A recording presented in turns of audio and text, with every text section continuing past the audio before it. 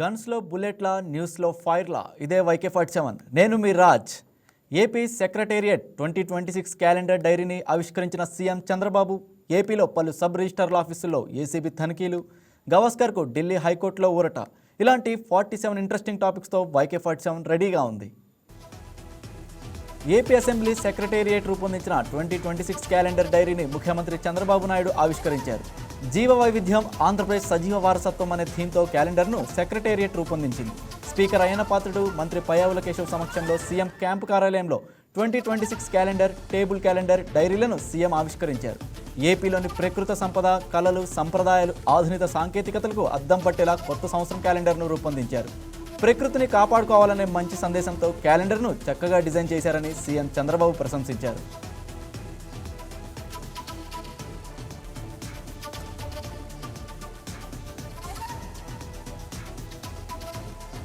తిరుమల శ్రీనివాసుని మంత్రులు అనగాని సత్యప్రసాద్, ఆనం రామనారాయణ రెడ్డి, అనిత, వివేక్, దామోదర్ రాజనరసింహ దర్శించుకున్నారు.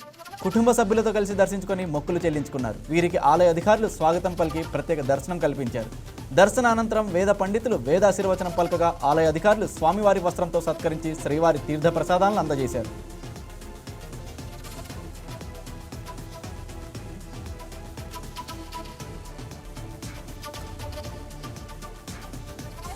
అనంతపురం జిల్లా తాడిపత్రిలో సెమీ క్రిస్మస్ వేడుకలు ఘనంగా నిర్వహించారు. ఈ కార్యక్రమంలో ఎమ్మెల్యే అస్మిత్ రెడ్డి పాల్గొన్నారు.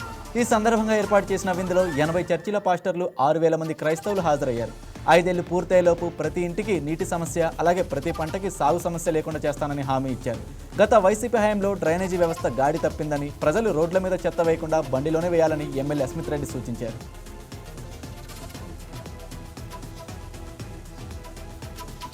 బాలింతలు పిల్లలకు మరిన్ని మెరుగైన సేవలు అందించడంతో పాటు సాంకేతికతను అనుసంధానం చేసే విధంగా సేవలను మరింత విస్తృతం చేయాలని తణుకు ఎమ్మెల్యే ఆరిమిల్లి రాధాకృష్ణ కోరారు.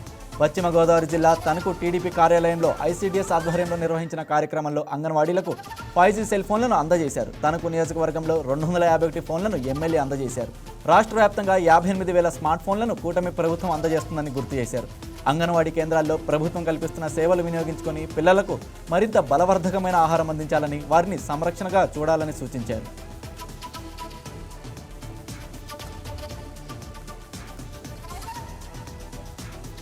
తిరుమల వెంకటేశ్వర స్వామి ఆలయంలో డిసెంబర్ 30 నుంచి జనవరి 8వ తేదీ వరకు 10 రోజుల పాటు వైకుంఠ ద్వార దర్శనాలు కల్పించనున్నామని టీటీడీ ఈవో అనిల్ కుమార్ సింఘాల్ తెలిపారు. ఈ సందర్భంగా భారీ ఏర్పాట్లు చేస్తున్నట్లు వెల్లడించారు. వైకుంఠ ద్వార దర్శనాలను పురస్కరించుకొని కోయిల ఆల్వార్ తిరుమంజసం నిర్వహించినట్లు తెలిపారు. సాధారణంగా సంవత్సరంలో 4 సార్లు కోయిల ఆల్వార్ తిరుమంజసం నిర్వహించడం ఆనవాయితీగా వస్తోందన్నారు. ఉగాది, ఆనివారాస్థానం, బ్రహ్మోత్సవం, వైకుంఠ ఏకాదశి పర్వదినాల ముందు మంగళవారం ఆలయ శుద్ధి కార్యక్రమాన్ని నిర్వహిస్తామని తెలిపారు. ఉదయం 6 గంటల నుంచి 10 గంటల వరకు ఈ ఆలయ శుద్ధి కార్యక్రమాన్ని అర్చకులు ఆగమోక్తంగా నిర్వహించినట్లు టీటీడీ ఈవో అనిల్ కుమార్ సింఘాల్ పేర్కొన్నారు.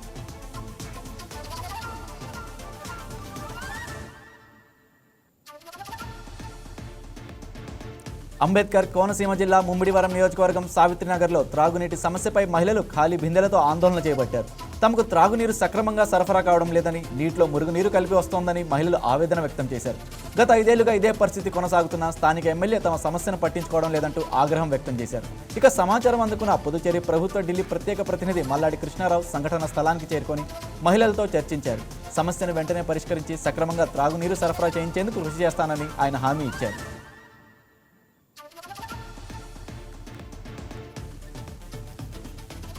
ఏపీలో పలువురు సబ్ రిజిస్టార్ల ఆస్తులపై ఏసీబీ ఫోకస్ పెట్టింది. ఈ నేపథ్యంలో రాష్ట్రంలోని పలు చోట్ల ఏసీబీ అధికారులు తనిఖీలు చేస్తున్నారు. చిలమత్తూరు సబ్ రిజిస్టార్ ప్రసాద్ ఇంట్లో సోదాలు చేపట్టారు. దీంతో పాటు అనంతపురంలోని సబ్ రిజిస్టార్ ప్రసాద్ నివాసంతో పాటు ప్రసాద్ దగ్గర పనిచేస్తున్న సోమశేఖర్ ఇంట్లో కూడా సోదాలు చేస్తున్నారు. గత నెల 4-5 తేదీల్లో సోదాల్లో లభించిన సమాచారంతో ఇవాళ తనిఖీలు చేపట్టారు.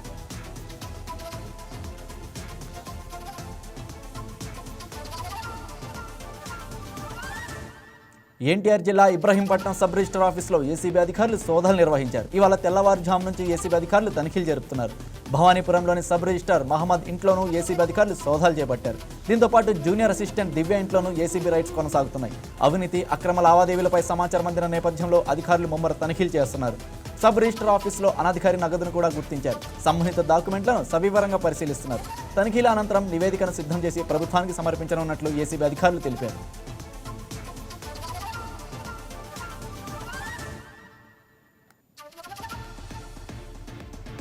ఏఓబీలో మావోయిస్టులకు మరో ఎదురు దెబ్బ తగిలింది. ఒడిశా డీజీపీ ఖురానియా సమక్షంలో 22 మంది నక్సల్స్ లొంగిపోయారు. మల్కాన్గిరి జిల్లాలో పోలీసుల ఎదుట మావోయిస్టులు లొంగిపోయారు. వారి వద్ద నుంచి 9 తుపాకులు, 14 ల్యాండ్ మైన్లు, ఇతర మావోయిస్టు సామగ్రిని పోలీసులు స్వాధీనం చేసుకున్నారు. మావోయిస్టు సంస్థలో కొనసాగుతున్న వారు హింసా మార్గాన్ని విడిచిపెట్టి లొంగిపోవాలని డీజీపీ పిలుపునిచ్చారు. లొంగిపోయిన మావోయిస్టులపై 2,25,00,000 పైగా బహుమతి ఉన్నట్లు పోలీసులు వెల్లడించారు.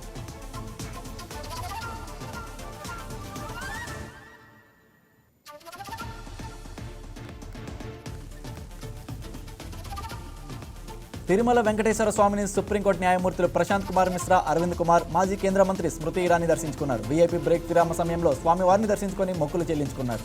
రంగనాయకుల మండపంలో వేద పండితుల వేదాశీర్వచన పలకగా ఆలయ అధికారులు స్వామివారి శేషవస్త్రంతో సత్కరించి శ్రీవారి తీర్థ ప్రసాదాలను అందజేశారు.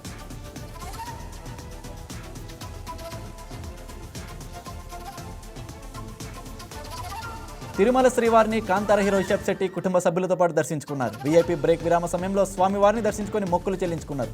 వీరికి ఆలయ అధికారులు స్వాగతం పలికి దర్శన ఏర్పాట్లు చేశారు.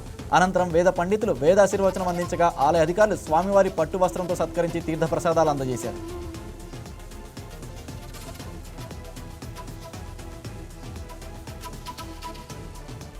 పశ్చిమ గోదావరి జిల్లా తాడేపల్లిగూడెంలో మున్సిపల్ కమిషనర్ యేసుబాబు ఆధ్వర్యంలో సెమీ క్రిస్మస్ వేడుకలు ఘనంగా నిర్వహించారు. ఈ కార్యక్రమంలో ఎమ్మెల్యే బొలిశెట్టి శ్రీనివాస్ పాల్గొని అందరికీ క్రిస్మస్ శుభాకాంక్షలు తెలిపారు. అన్ని మతాలు సమానమేనని, మనుషులందరూ ఒకటేనని అన్నారు.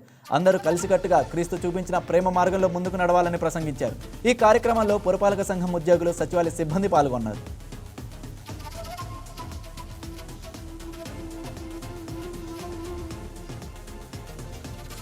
ప్రతి విద్యార్థి శాస్త్రవేత్తగా ఎదగాలని, విద్యార్థులు క్రమశిక్షణతో మెలిగి ఉన్నత శిఖరాలను అధిరోహించాలని ఐటీడీఏ ప్రాజెక్టు అధికారి పవర్ స్వప్నిల్ జగన్నాథ్ సూచించారు.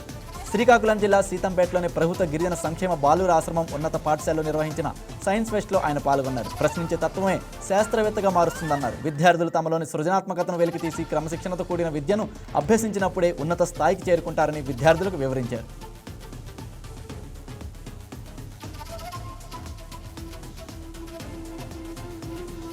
అనంతపురం జిల్లా ఎస్పీ పి జగదీష్ ఆదేశాల మేరకు తాడిపత్రి పట్టణంలో రోడ్డు భద్రతపై ప్రజల్లో అవగాహన కల్పిస్తూ హెల్మెట్ ధారణపై పోలీసులు బైక్ ర్యాలీ నిర్వహించారు. ఏఎస్పీ రోహిత్ కుమార్ చౌదరి ఆధ్వర్యంలో జరిగిన ఈ కార్యక్రమంలో ద్విచక్ర వాహనదారులు తప్పనిసరిగా హెల్మెట్ ధరించి ప్రయాణించాలని పోలీసులు అవగాహన కల్పించారు. రోడ్డు ప్రమాదాల నివారణలో హెల్మెట్ ప్రాధాన్యతను ఏఎస్పీ ప్రజలకు వివరించారు.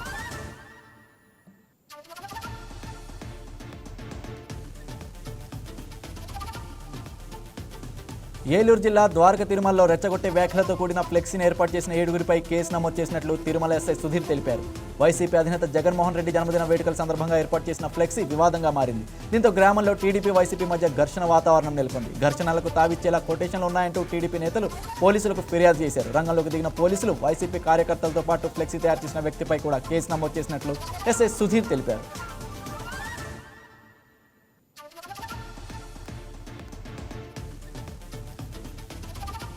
విజయవాడ సిద్ధార్థ మహిళా కళాశాలలో బోటనీ ఇకో క్లబ్ సంయుక్తంగా జాతీయ రైతు దినోత్సవాన్ని నిర్వహించారు.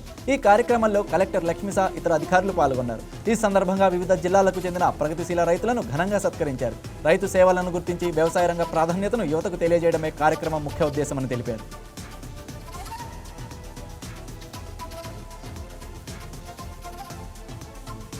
అమలాపురం కలెక్టరేట్ ఎదుట సిటిఏ, సిఐటియు ఆధ్వర్యంలో 104 ఉద్యోగులు ధర్నా చేపట్టారు. భవ్య హెల్త్ కేర్ సర్వీస్ సంస్థలో పనిచేస్తున్న 104 మంది ఉద్యోగులపై జరుగుతున్న అన్యాయాలకు వ్యతిరేకంగా ఆందోళన చేపట్టారు.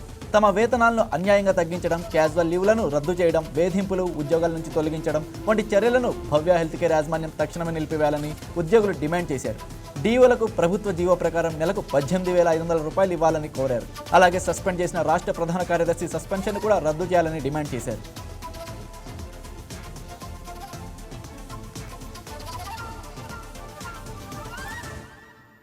అంబేద్కర్ కోనసీమ జిల్లా రాజోల్ నియోజకవర్గం గూడవల్లి గ్రామంలోని జిల్లా ప్రజా పరిషత్ ఉన్నత పాఠశాలలో చదువుతున్న 10వ తరగతి విద్యార్థులకు స్టడీ మెటీరియల్స్ పంపిణీ చేశారు. అదే గ్రామానికి చెందిన మహేష్ జ్ఞాపకార్థం వారి కుటుంబ సభ్యులు విద్యార్థులకు స్టడీ మెటీరియల్స్ పంపిణీ చేశారు. ప్రతి సంవత్సరం ఇలానే విద్యార్థులకు మెటీరియల్స్ పంపిణీ చేస్తామన్నారు. ఈ సందర్భంగా మహేష్ కుటుంబ సభ్యులను గ్రామస్తులు అభినందించారు.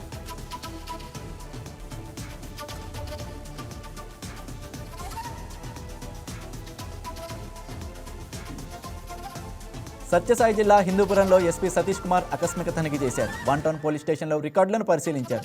అనంతరం అంబేద్కర్ సర్కిల్లో వాహనదారులకు పలు నిబంధనలు తెలియజేశారు. ఆ తర్వాత ప్రధాన సర్కిల్లో సీసీ కెమెరాల పనితీరుపై ఆరా తీశారు.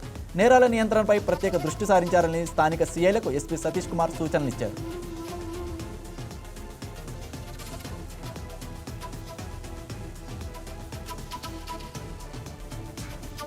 పశ్చిమ గోదావరి జిల్లాలో పెనుమంట్ర మండలం పోలమూరులో విషాదం చోటు చేసుకుంది. ద్విచక్ర వాహన ప్రమాదంలో ముగ్గురు యువకులు అక్కడికక్కడే మృతి చెందారు.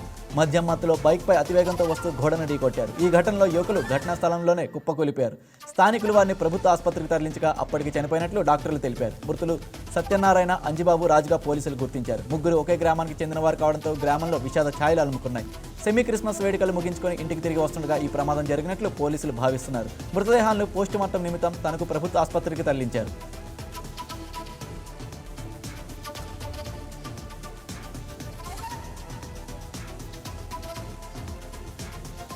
శ్రీ సత్యసాయి జిల్లా కదిరి నియోజకవర్గం తనకల్ మండలంలోని ముత్యాలవారిపల్లిలో గర్భిణిపై దాడి చేసిన కేసులో నిందితుడు అజయ్ను అరెస్ట్ చేశామని డీఎస్పీ శివనారాయణ స్వామి తెలిపారు. కదిరి ఆర్టీసీ బస్టాండ్ నుంచి రూరల్ పోలీస్ స్టేషన్ వరకు నిందితుడిని పోలీసులు ఊరేగించారు. భవిష్యత్తులో మరో మహిళపై ఇటువంటి దాడులకు మరొకరు పాల్పడకుండా ఉండేలా నిందితుడిని ప్రధాన వీధుల గుండా నడిపించుకుంటూ పీఎస్కు తీసుకెళ్లారు. నిందితుడిని రిమాండ్కు పంపించనున్నట్లు కదిరి డీఎస్పీ శివనారాయణ స్వామి తెలిపారు. అరాచకాలను సహించేది లేదని, అలాంటి వారిపై పోలీస్ శాఖ కఠినంగా వ్యవహరిస్తుందని హెచ్చరించారు.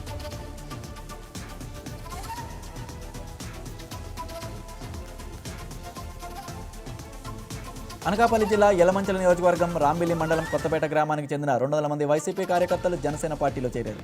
అచ్యుతాపురం జనసేన క్యాంపు కార్యాలయంలో పార్టీలో చేరిన వారందరికీ ఎమ్మెల్యే సుందరపు విజయ్ కుమార్ కండువాలు కప్పి సాధారణంగా పార్టీలోకి ఆహ్వానించారు. రాష్ట్రంలో డిప్యూటీ సీఎం పవన్ కళ్యాణ్ ప్రజల పక్షాన ప్రజా శ్రేయస్సుకి అహర్నిశలు కృషి చేస్తున్నారని ఎమ్మెల్యే అన్నారు.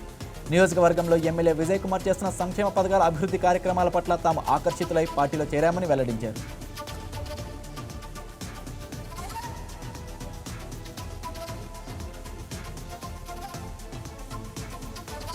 పేదలకు మరింత మెరుగైన వైద్య సేవలు అందించే దిశగా విజయవాడ సర్వజన ఆసుపత్రిలోని కార్డియాలజీ విభాగానికి ఐడిబిఐ బ్యాంక్ విరాళాన్ని అందజేసింది. సిద్ధార్థ వైద్య కళాశాలలోని యూజీ విభాగానికి సంబంధించిన నూతనంగా మహిళా విద్యార్థినుల కోసం వసతి గృహాలను ఏర్పాటు చేశారు. ఈ సందర్భంగా మంత్రి సత్యకుమార్ యాదవ్ ఆధ్వర్యంలో 3 లక్షల రూపాయల విరాళాన్ని ఐడిబిఐ బ్యాంక్ ప్రతినిధులు ఆసుపత్రికి యాజమాన్యానికి అందజేశారు. పీపీపీ విధానంలో ఇలాంటి విరాళాలు ఎంతో ఉపయోగపడతాయని మంత్రి సత్యకుమార్ యాదవ్ తెలిపారు.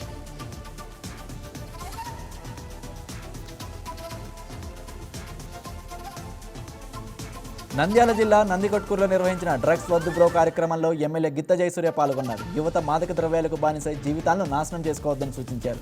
మత్తు లేని నవభారతం నిర్మాణమే ప్రతి ఒక్కరి లక్ష్యమని ఆయన పేర్కొన్నారు.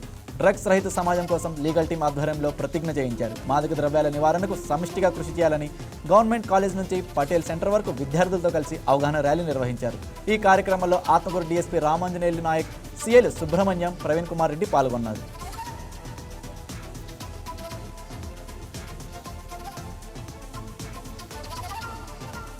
నంద్యాల జిల్లా నందికొట్కూరు నియోజకవర్గంలో సీఎంఆర్ఎఫ్ చెక్కులను ఎమ్మెల్యే గిత్త జయసూర్య పంపిణీ చేశారు. 3 వ్యక్తులకు ముఖ్యమంత్రి సహాయ నిధి ద్వారా మంజూరైన చెక్కులను లబ్ధిదారులకు అందజేశారు. ఆపదలో ఉన్న వారికి అండగా సీఎం చంద్రబాబు నాయుడు నిలిచారని ఆయన అన్నారు. ప్రజా సంక్షేమమే ధ్యేయంగా కూటమి ప్రభుత్వం పనిచేస్తుందన్నారు. ఈ కార్యక్రమంలో కూటమి నాయకులు, కార్యకర్తలు పాల్గొన్నారు.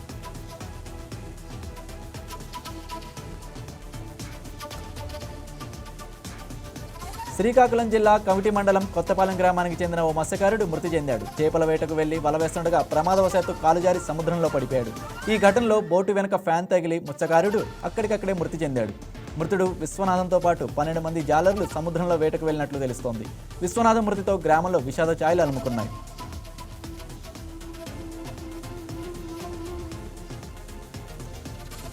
ఫైనాన్స్ సంస్థల వద్ద కార్లను కొనుగోలు చేయడం, వాటికి నకిలీ నెంబర్ల ప్లేట్స్ పెట్టి ఇతరులకు అధిక ధరలకు అమ్మడం, ఆర్థిక అవసరాల రీత్యా కార్లు తాకట్టు పెట్టిన వారి నుంచి వడ్డీల పేరిట అధికంగా వసూలు చేయడం వంటి మోసాలకు పాల్పడుతున్న ఫైనాన్స్ కార్ల కేసు నిందితులను అదుపులోకి తీసుకున్నామని ఎస్పీ బి కృష్ణారావు తెలిపారు. పల్నాడు జిల్లాలోని చిలకలూరిపేట జాతీయ రహదారి వద్ద ప్రమాదానికి గురైన కారుపై విచారణ జరపడంతో నకిలీ కార్ల వినియోగం వెలుగులోకి వచ్చిందన్నారు. నకిలీ కార్ల కేసులో ఇప్పటికే 4గురిని అరెస్ట్ చేశామని, మరో 5 నిందితులను అదుపులోకి తీసుకున్నట్లు ఎస్పీ తెలిపారు.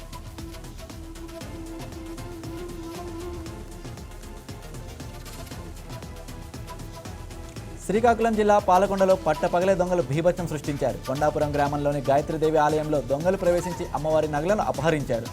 నగలపై కన్నేసిన కేటిగాళ్లు స్కెచ్ వేసి భక్తుల గుళ్లకు ప్రవేశించారు. అనంతరం అమ్మవారి విగ్రహంపై ఉన్న బంగారు ఆభరణాలను దొంగిలించారు. సమాచారం అందుకున్న పాలకొండ పోలీసులు ఘటనా స్థలానికి చేరుకొని ఆధారాలు సేకరిస్తున్నారు.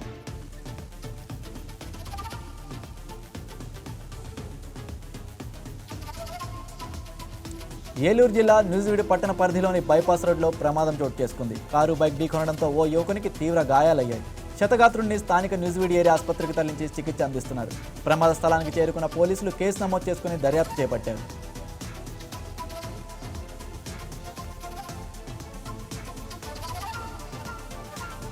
పల్నాడు జిల్లాలో పెద్ద పులి మరణించింది. మాచర్ల నియోజకవర్గం పరిధిలో వెల్దుర్తి మండలం సిరిగిరిపాడు గ్రామ శివారులోని జాతీయ రహదారిపై తెల్లవారుజామున గుర్తు తెలియని వాహనం ఢీకొనడంతో పెద్ద పులి అక్కడికక్కడే మృతి చెందింది.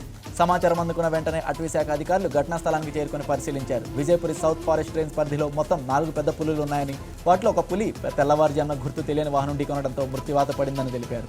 పెద్ద పులి మృతితో అటవీశాఖ అధికారులు అప్రమత్తమయ్యారు. ఈ ఘటనపై కేసు నమోదు చేసి పులిని ఢీకొన్న వాహనాన్ని గుర్తించే పనిలో అటవీశాఖ పోలీసు అధికారులు సంయుక్తంగా దర్యాప్తు చేపట్టారు.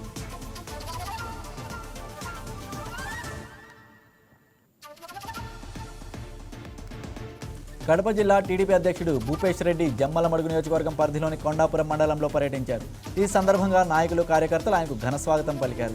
అనంతరం కొండాపురం నుంచి చాటిపల్లె వరకు భారీ బైక్ ర్యాలీ నిర్వహించారు. జమ్మలమడుగు గండికోట ప్రాజెక్టు వెనుక జలాల్లో సుమారు 72 లక్షల విలువ చేసే 36 లక్షల చేప పిల్లలను విడుదల చేశారు.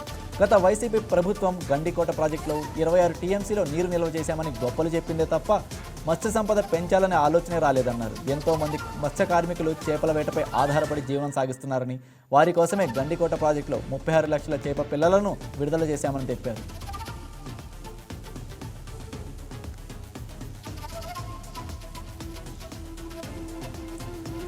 విజయవాడ చిట్టినగర్లోని చిట్టి పార్క్ వద్ద అక్రమ నిర్మాణ వ్యవహారం తీవ్ర వివాదంగా మారింది. బిల్డర్ వెంకట్రావు ప్లాన్ అప్రూవల్ లేకుండా నిర్మాణం చేపట్టగా ప్లాన్ పెట్టుకుంటే అనుమతిస్తామని బిల్డింగ్ ఇన్స్పెక్టర్ స్పష్టంగా సూచించినప్పటికీ లెక్క చేయకుండా రాత్రికి రాత్రే స్లాబ్ వేసినట్లు ఆరోపణలున్నాయి. ఈ అక్రమ నిర్మాణానికి అండగా 39వ డివిజన్ టీడీపీ అధ్యక్షుడు లక్ష్మణ్ వ్యవహరిస్తూ టౌన్ ప్లానింగ్ అధికారులను బెదిరించడం, విధులకు ఆటంకం కలిగిస్తున్నారని టౌన్ ప్లానింగ్ అధికారులు వాపోతున్నారు. ఫిర్యాదుల నేపథ్యంలో అక్కడికి వెళ్లిన అధికారులను లక్ష్మణ్ అడ్డుకొని మహిళలను ముందుంచి దూషణలు చేయిస్తూ దౌర్జన్యానికి పాల్పడ్డారని ఆరోపించారు.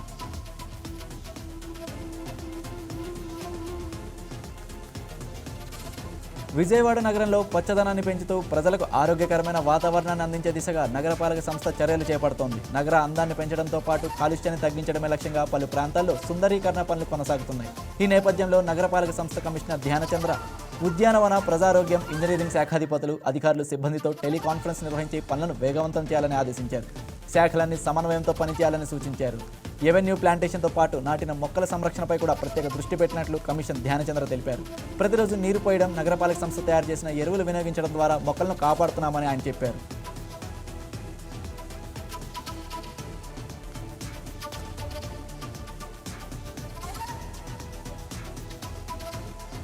విజయవాడ ఇందిరాగాంధీ మున్సిపల్ స్టేడియం మందుబాబులకు అడ్డాగా మారింది. రాత్రైతే స్టేడియంలో కొంతమంది మందుబాబులు జల్సాలకు చేసుకుంటున్నారు. వాళ్ళు తాగిపడేసిన ఖాళీ మందు బాటిల్స్ ఉదయాన్నే స్టేడియంలో దర్శనమిస్తున్నాయి. పర్యవేక్షణ లోపంతో మందుబాబులు రోజుకు రెచ్చిపోతున్నారు. మద్యం బాటిళ్ల మధ్య వాకర్స్ క్రీడాకారులు తీవ్ర ఇబ్బందులు పడుతున్నారు. అధికారిక యంత్రాంగం నిర్లక్ష్యంపై వాకర్స్ క్రీడాకారులు మండిపడుతున్నారు. ఇందిరాగాంధీ మున్సిపల్ స్టేడియం అధికారులు కఠిన చర్యలు తీసుకోవాలని స్థానికులు కోరుతున్నారు.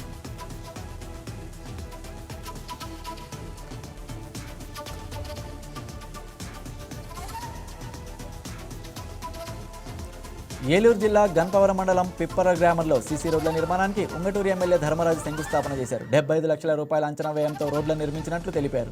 గ్రామీణ ప్రాంతాల అభివృద్ధికి కూటమి ప్రభుత్వం కృషి చేస్తోందన్నారు. గ్రామీణ ప్రాంతాల్లో మౌలిక వసతుల కల్పనపై కూటమి ప్రభుత్వం ప్రత్యేక దృష్టి సారించిందన్నారు. ప్రతి గ్రామంలో అవసరమైన సదుపాయాలు అందేలా చర్యలు తీసుకుంటున్నామని స్పష్టం చేశారు.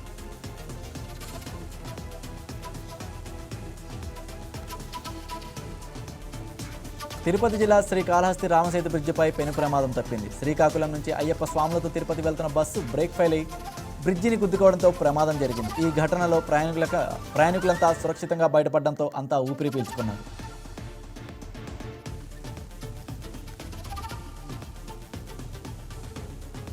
నంద్యాల జిల్లా శ్రీశైలం దేవస్థానంలోని ఉభయ దేవాలయాల్లో భక్తులు సమర్పించిన కానుకలను లెక్కించగా నగదు రూపంలో 4,89,38,741 రూపాయలు లభించినట్లు దేవస్థానం కార్యనిర్వహణాధికారి రమణమ్మ తెలిపారు.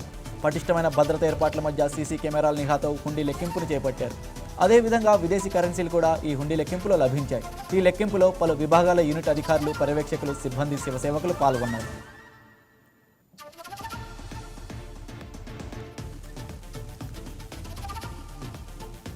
విశాఖపట్నంలో 2 రోజుల పాటు నిర్వహిస్తున్న పెసా మహోత్సవం ఘనంగా ప్రారంభమైంది. పంచాయతీల చట్టం 1996 ప్రాముఖ్యతను చాటి చెప్పేలా నిర్వహిస్తున్న ఈ మహోత్సవం ఉత్సవంగా మొదలైంది. ఈ సందర్భంగా నిర్వహించిన క్రీడలు అలరించాయి. గిరిజన సంస్కృతి సాంప్రదాయాలను జాతీయ స్థాయిలో ప్రదర్శించేందుకు ఈ పెసా మహోత్సవంలో స్టాల్స్ ఏర్పాటు చేశారు. పంచాయతీల చట్టంపై అవగాహన పెంచడం, భూమి సహజ వనరులపై గిరిజన హక్కులను కాపాడడం, వారి సాంప్రదాయ సంస్కృతిని పరిరక్షించడమే ఈ వేడుకల లక్ష్యమని పంచాయతీరాజ్ మంత్రిత్వ శాఖ సంయుక్త కార్యదర్శి ముక్తా శేఖర్ తెలిపారు.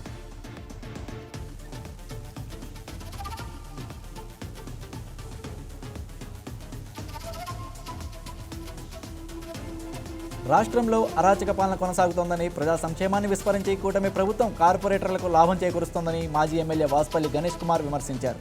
విశాఖపట్నం జిల్లాలో సుమారు 100 మంది ఆయన సమక్షంలో వైసీపీలో చేరారు. పేదలకు ఉచిత వైద్యం లక్ష్యంగా వైఎస్ జగన్మోహన్ రెడ్డి ఏర్పాటు చేసిన మెడికల్ కాలేజీల విధానాలను కూటమి సర్కార్ నిర్వీర్యం చేస్తుందని మండిపడ్డారు. వచ్చే ఎన్నికల్లో వైసీపీ తిరిగి అధికారంలోకి వస్తుందని ఆయన స్పష్టం చేశారు.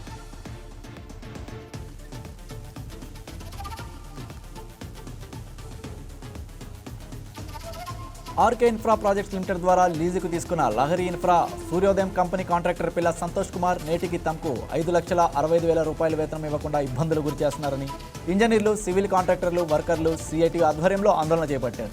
గత 6 నెలలుగా వేతనాలు అడిగితే బెదిరింపులకు పాల్పడుతున్నారని వాపోయారు. కార్మికుల ఆవేదన అర్థం చేసుకోకుండా వారి కష్టాన్ని దోచుకున్న కాంట్రాక్టర్ సంతోష్ కుమార్ను వెంటనే అరెస్ట్ చేసి వేతన బకాయిలను చెల్లించాలని కోరారు.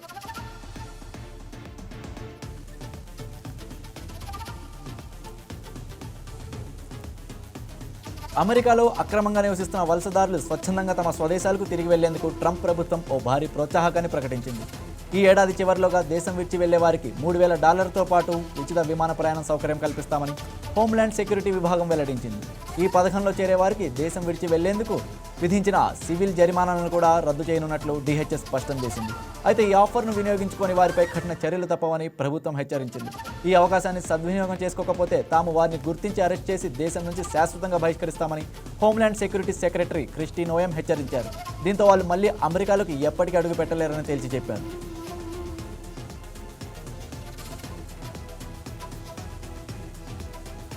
బంగ్లాదేశ్ హైకమిషన్ కార్యాలయం వద్ద హైటెన్షన్ వాతావరణం నెలకొంది. బంగ్లాదేశ్లో హిందువులపై జరుగుతున్న దాడులకు నిరసనగా VHP ఆందోళనలకు పిలుపునిచ్చింది. ఈ నేపథ్యంలో బంగ్లాదేశ్ హైకమిషన్ కార్యాలయంలోకి వెళ్లేందుకు VHP హిందూ సంఘాల నేతలు యత్నించారు.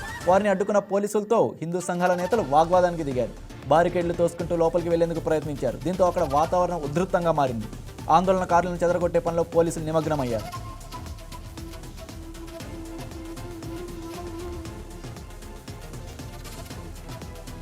మెక్సికో నేవీకి చెందిన విమానం ప్రమాదానికి గురైంది. టెక్సాస్లోని గాల్వెస్టోన్ కాజ్వే వద్ద విమానం కుప్పకూలింది. వైద్య కార్యకలాపాల కోసం వెళ్తున్న ఈ విమాన ప్రమాదంలో 5గురు ప్రాణాలు కోల్పోయారు. 7 ఏడాది వయసున్న చిన్నారిని వైద్య చికిత్స కోసం తరలిస్తుండగా ఈ ప్రమాదం జరిగినట్లు తెలుస్తోంది. ఈ ప్రమాదంలో చిన్నారితో పాటు 4 నేవీ అధికారులు మృతి చెందినట్లు సమాచారం.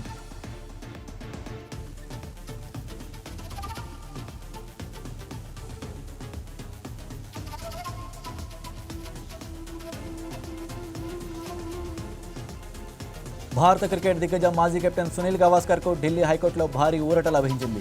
గవాస్కర్ వ్యక్తిగత ప్రచార హక్కులను పరిరక్షిస్తూ ఢిల్లీ హైకోర్టు మధ్యంతర ఉత్తర్వులు జారీ చేసింది. గవాస్కర్ పేరు, ఫోటో ప్రతిష్టతను దుర్వినియోగం చేస్తూ ఆన్లైన్లో ఉన్న అనధికారిక కంటెంట్ వస్తువులను వెంటనే తొలగించాలని సోషల్ మీడియా, ఈ-కామర్స్ వేదికలను ఆదేశించింది. గవాస్కర్పై తప్పుడు వ్యాఖ్యలను ఆపాదిస్తూ ప్రచారంలో ఉన్న URLను 72 గంటల్లోగా తొలగించాలని మెటా, ఎక్స్ కార్ప్ వంటి సంస్థలను ఆదేశించింది. ఒకవేళ యూజర్లు ఆ కంటెంట్ను తొలగించడంలో విఫలమైతే సంబంధిత సోషల్ మీడియా సంస్థలే వాటిని నిలిపివేయాలని స్పష్టం చేసింది. అలాగే గవాస్కర్ పేరుతో అనధికారికంగా విక్రయిస్తున్న నకిలీ ఆటోగ్రాఫ్లు, ఇతర వస్తువుల లిస్టింగ్లను కూడా తొలగించాలని ఈ-కామర్స్ ప్లాట్ఫామ్లకు సూచించింది.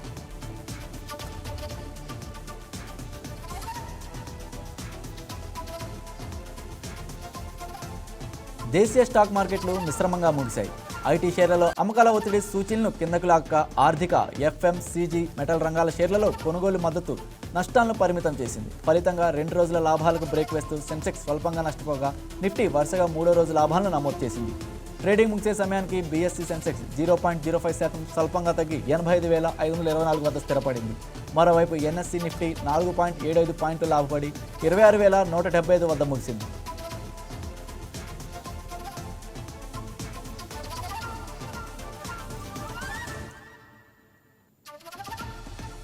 దండోర సినిమా ఫంక్షన్లో నటుడు శివాజీ మహిళలపై చేసిన వ్యాఖ్యలు వివాదాస్పదంగా మారాయి. మరోవైపు శివాజీ వ్యాఖ్యలపై తెలంగాణ మహిళా కమిషన్ నోటీసులు ఇచ్చింది. ఈ నేపథ్యంలో శివాజీ స్పందించి క్షమాపణలు చెప్తూ సోషల్ మీడియా వేదికగా ఒక వీడియో విడుదల చేశారు. తన వ్యాఖ్యలు ఎవరినైనా బాధిస్తే క్షమించాలని శివాజీ కోరారు. మంచి మాటలు చెప్పే ఉద్దేశంలో 2 అసభ్య పదాలు ఉపయోగించానని, వాటి వల్ల ఎవరి మనోభావాలైనా దెబ్బతిని ఉంటే మన్నించాలని కోరారు. తాను మహిళలను అమ్మవారిలా చూస్తానని, స్త్రీలను ఎవరు తక్కువగా చూడొద్దన్న ఉద్దేశంలో అలా మాట్లాడానే తప్ప ఎవరిని బాధ పెట్టాలని కాదని వెల్లడించారు.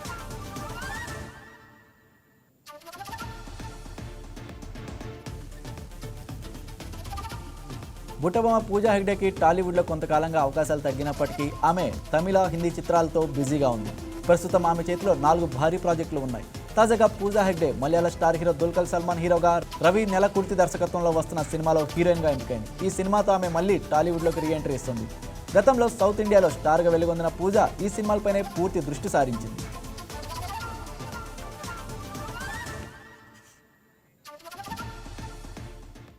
That's all for now. Keep watching YK news. ఇది తెలుగు వారి గుండె చప్పుడు.